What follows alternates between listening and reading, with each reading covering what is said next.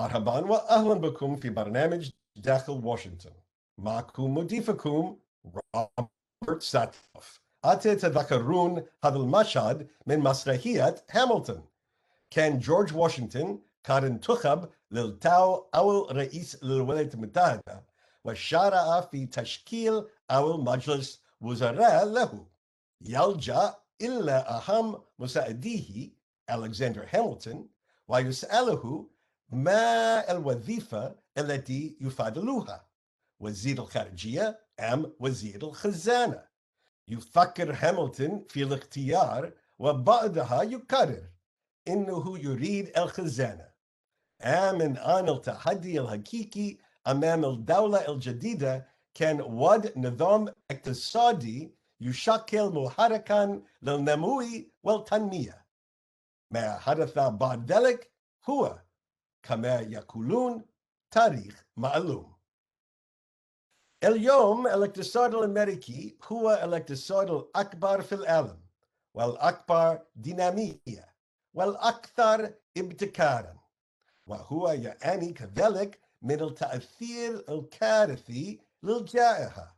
ربما تملأ الأزمات العالم، ولكن ما لم تكن أمريكا قوية في الداخل فإنها لن تتمكن أبدا من تؤلي الزعامة في الخارج. فكما كان الوضع في زمن هاملتون، القضية المحورية هي اقتصادنا، وفي قلب هذه القضية وقتها والآن نجد وزير الخزانة لمناقشة الاقتصاد الأمريكي اليوم، ودار وزير الخزانة في نظامنا لصنع السياسات. يسرني أن أرحب بواحد من أبرز المسؤولين الحكوميين في بلادنا، جاك لو، وزير الخزانة السابق. Welcome back to Dakhel, Washington. In almost every State of the Union address, a president makes a statement like, "The State of the Union is strong." Well, today we're going to discuss that issue about the state of the American economy with a very special guest, former Secretary of the Treasury, Jack Lew. Jack, thank you so much for joining us today on Dakhel, Washington. Good to be with you, Rob. So let me ask you right at the top, as we begin to emerge from our COVID pandemic, how strong is the American economy? So, Rob, I think it's got it. You have to answer that question in stages because right now we're just emerging from the health crisis and the economic crisis, and I think all of the projections that I see show that the second half of the year will be very strong. But I think you have to take a step back and ask why. It's strong because we've gotten our hands around the vaccinations, because it's a health-driven economic crisis for the United States and for any country. The only way to get out of it is to deal with the health crisis. Secondly, there was a massive response, both in terms of fiscal and monetary policy. So there's a pretty full tank of gas going into the recovery with pent-up demand, savings high because people have been home and limiting their consumption. And I think that there's very good prospects that overall the economy will do well in the second half of the year. I think that you have to look behind that again and say, is it distributed evenly? And I think the answer is that's much less clear, and probably the answer is no. For people like yourself and myself, I suspect you haven't missed a day of work or a paycheck. I know I haven't. I've been working 12 hours a day remotely. For people who have not been able to work, they've been highly dependent on support from things like unemployment insurance and nutrition benefits. Those benefits will start to run out. And the question is, will the jobs keep up in terms of being created to make up for that lost disposable income and that ability to sustain yourself and your family? I think when you look at the numbers, we're still looking at 9 to 10 million people unemployed. That means we're going to need to see very dramatic monthly job growth numbers in the 600,000 to 1 million range for the better part of a year in order to really come out of this in a way where we get back to an employment level that one could call normal. So I think the aggregate numbers could easily hide what's going on underneath the surface. And I think it's one of the reasons we have to stay very focused on making sure that it's not just an overall economic recovery, but it's a shared recovery, because the damage economically and to the social fabric will be very severe if a year from now we look back and we say we left X millions of people behind. Then I think the question is what comes after the support burns off. And we can talk more about that. There's, I think, no expert who can tell you exactly what will happen, because we've never had an experiment with shutting off the global economy because of a disease, turning it back on, and then seeing what comes afterwards. So I think there's a lot of uncertainty about where things go after a period of pretty strong growth coming out, fueled by very substantial public support and savings. So I'm hearing you say strong growth, but a challenge of inequality throughout the economy. It's a challenge of inequality, but it's also a challenge of looking beyond the immediate recovery to how sustainable that recovery is. Because I think, there's been a lot of discussion in the last few weeks about inflation. We've got a lot of things going on that are all happening at once. We have global supply chains that have been disrupted because you shut down factories that make things like microprocessors.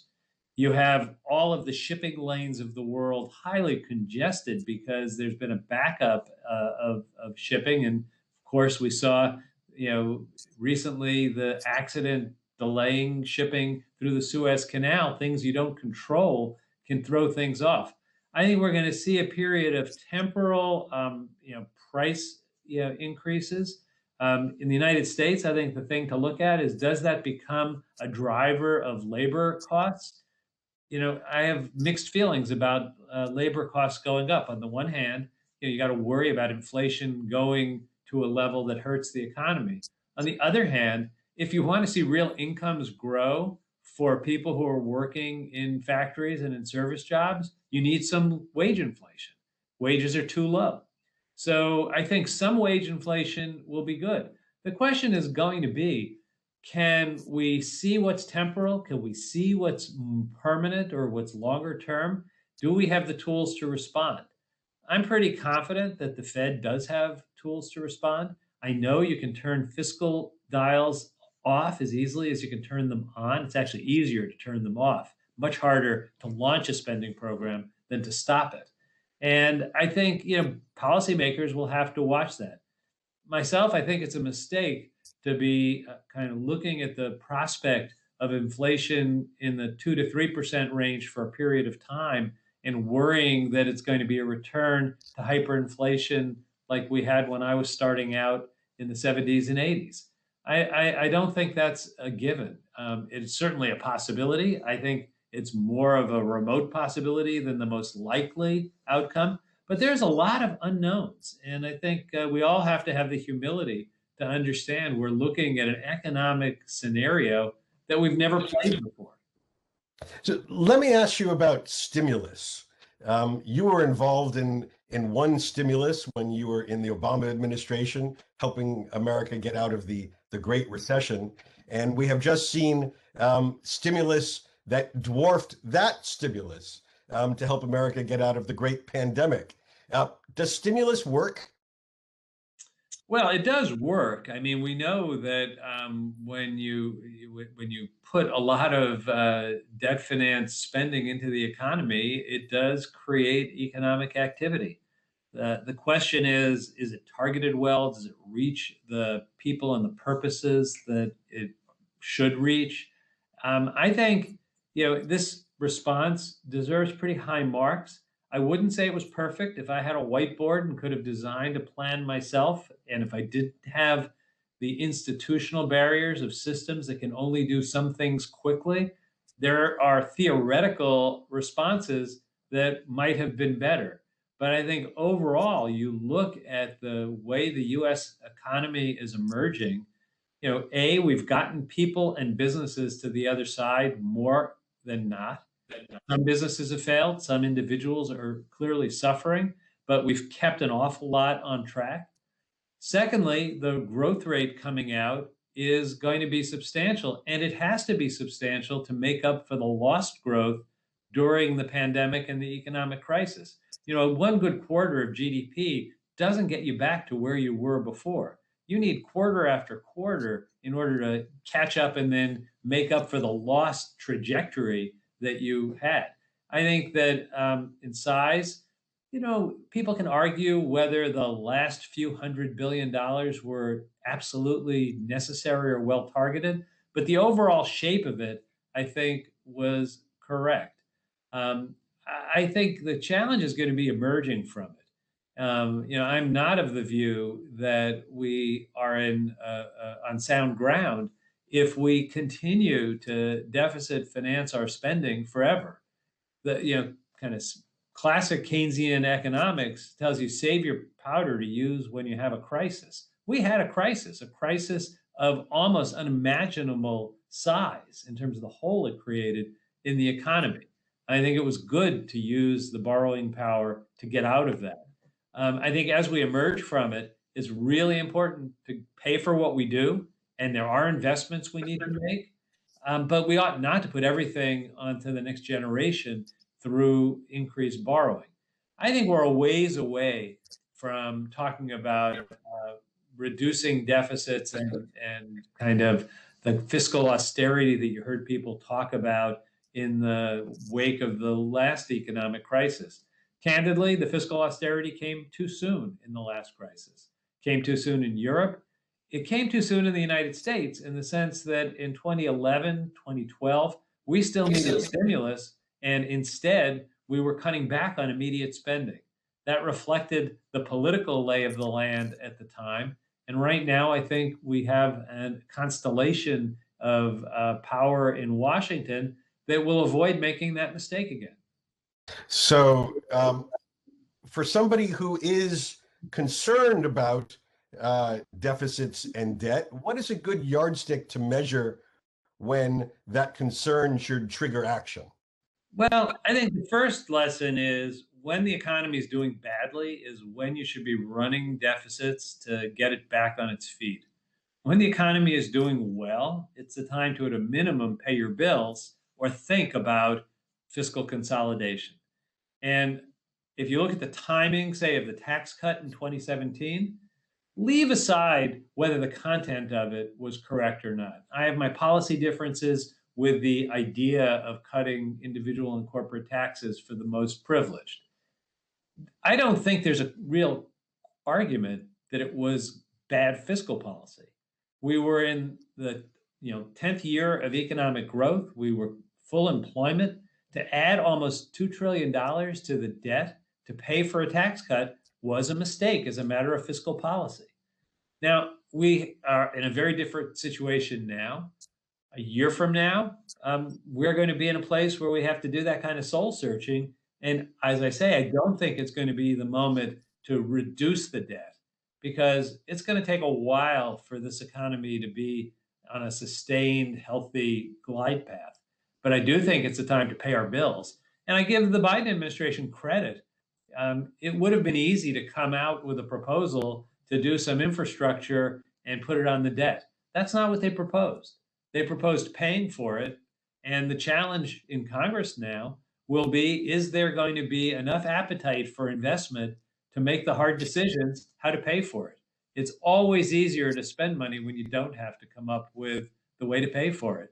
And I think it was the right way to present the very real needs for investment in infrastructure for action, to pay for it. All right, when we come back after the break, we're going to move from looking at the domestic economy and talk about America and the world in just a moment. The names of the sites are engraved in our memory. Las Vegas, Orlando, Virginia Tech, Sandy Hook, Parkland, San Bernardino, Pittsburgh, Columbine. The list goes on and on. But where did it begin? If we define mass shootings as incidents in which 10 or more people were killed, then the list begins in Camden, New Jersey, in September 1949, when a 28-year-old World War II veteran named Howard Unruh ate breakfast prepared by his mother, visited a neighbor, and then shot and killed 13 people during a 12-minute walk around his neighborhood. Never before had such an act of senseless violence, not by a criminal gang, but by a lone individual with no apparent motive or connection to his victims, ever occurred on American soil. Like many of the other killers in recent decades, Unruh was found to be mentally ill, and he spent the next 60 years confined in a locked room in a psychiatric hospital. His last public words, made during an interview with a psychologist, were, "I'd have killed 1,000 if I'd had enough bullets." Sounds like a strong advertisement for gun control to me.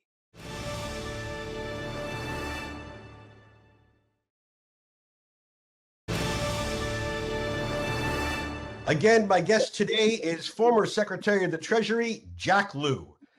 Secretary Lew is one of America's most distinguished public servants and one of our wisest voices on all aspects of the American economy and the federal budget. He served as Secretary of the Treasury and White House Chief of Staff in the Obama administration after twice being appointed Director of the Office of Management and Budget in both the Obama and Clinton administrations. Along the way, he has also served as Executive Vice President of New York University and Chief Operating Officer of Citigroup. Since leaving the White House and leaving the cabinet, he has been a managing partner at a private equity firm in New York City. All right, let's turn from our discussion of the domestic economy to a discussion of America's relationship with the world.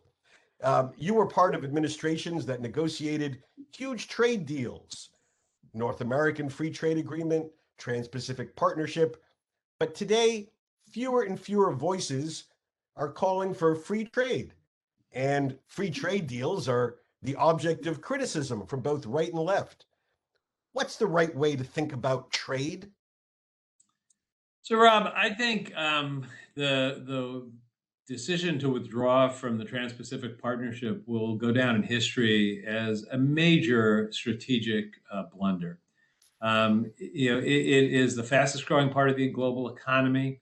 Strategically, it's an important region for the United States to have economic and security relationships. And we're seeing that nature abhors a vacuum. Let me ask you about the role of the Secretary of Treasury. In our great, vast government and our great, vast economy, what are the real powers of the Secretary of Treasury, and how do you wield them? So it's an interesting question, Rob, because there are a lot of direct powers, whether it's in the domestic area where you decide how to structure how the greatest economy in the world borrows money and interacts with the world and domestic markets, or on the international front where you have the authority to impose or withdraw sanctions. I actually have been was struck in my years at Treasury that an awful lot of the power is a bully pulpit, both domestically and internationally.